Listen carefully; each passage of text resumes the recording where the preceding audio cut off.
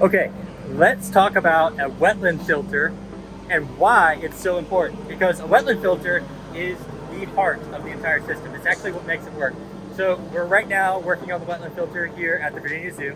And I want to show you why this feature is so important, how it's going together, what the construction methods of it are, and just kind of give you some actual kind of visuals on it as it's going together. And then at the end of this video, we'll show it in motion, working with plants in it, so you'll have an understanding of what it is. So what you see right now here, where Donnie and Nelson are standing, this is actually a false bottom to this wetland filter. And so what happens is this plumbing is going in right now. It's going into a snorkel. The snorkel is running all that water through there. Then there's Aqua-Blocs, which you see these Aqua-Blocs right here, dispersing all that water, the total width of here. And then we're gonna have 3 different sizes of cobble on here. So let me walk over here.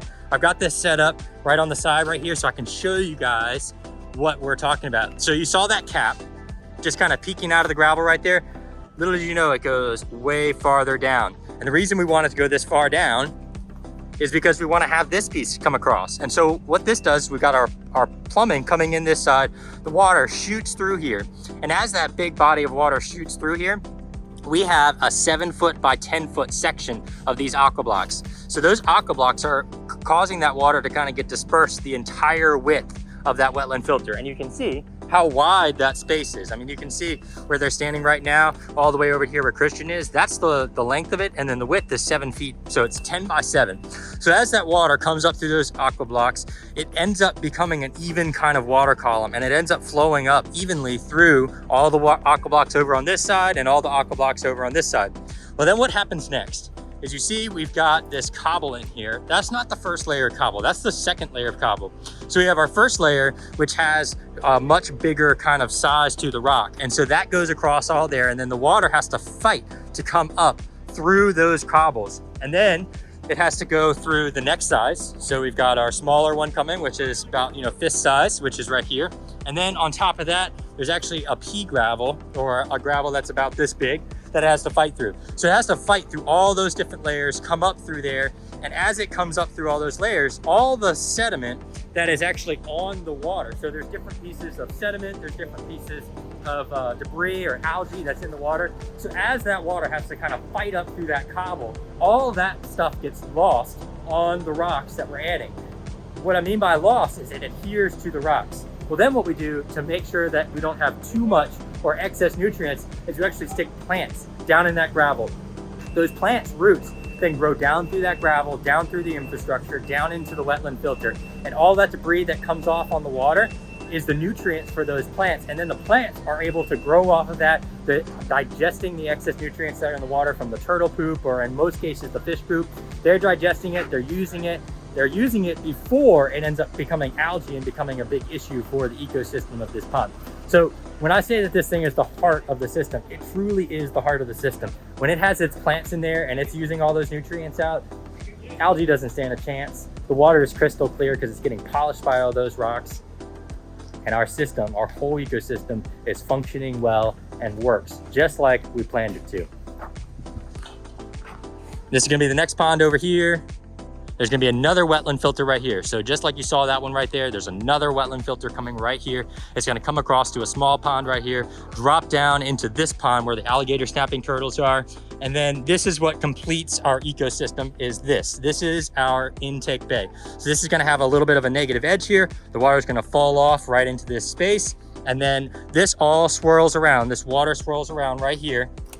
And then our pump is underneath this section right here, down below everything. And then you just take a pool net and scoop it off. So I wanted to show you, you saw the pieces out there outside of the system right over there. You saw what they look like. So I wanted to kind of show you the visual so you at least have an understanding of, hey, what do these pieces look like before they actually go into the ground? And then how does that gravel help? It's a pretty unique system come up with by Aquascape. It's really, really useful for a place like this when you're trying to mimic nature, when you're trying to do that biomimicry. You don't want to add a bunch of chemicals. We don't want to waste the water that's already here. Because a lot of times in these systems, if they don't have that proper filtration, what ends up happening is they run the water for a couple weeks, maybe a week, maybe a month, depending on how long the water stays clean. As soon as that water gets mucky or gets green or gets ugly, they take all that water, they pump it out, they get rid of it, they dump it into the bay or whatever, and then they put fresh water, sometimes by a well, sometimes city water that's treated. They put it back into this system, and then they use that water again until it gets ugly and can't be used at all. So in a system like this, there's no pumping and dumping, there's no getting rid of the water. You just clean it, the plants do their work. That's why it's called biomimicry. They're eating all the excess nutrients in there, and then our system keeps that water perfectly clear. I can't wait to show you guys what this looks like. Check out the filter running right after this. Okay, it's running. You want to see what it looks like? Let's check it out. So all the pieces that we just talked about are now in. Obviously, I'm wearing a different shirt. It's a different day. They're all in, and it is functioning, and it is working just like we wanted it to. Check this out. So this water is obviously perfectly clear. It's a newer system, so it hasn't had a chance for any of the nutrients to build up. But still, check out this wetland filter. Getting ready to have a bloom right here.